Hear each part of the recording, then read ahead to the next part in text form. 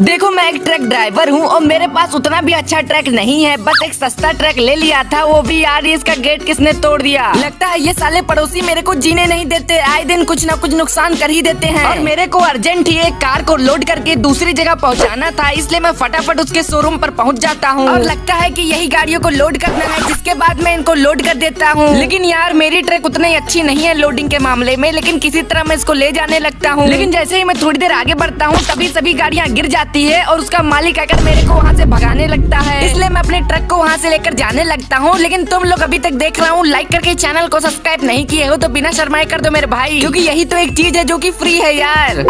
और सीधा मैं ट्रक के शोरूम पर आ जाता हूँ और इसे मॉडिफाई के लिए दे देता हूँ। बाकी पार्ट 2 कल आ जाएगा, तुम लोग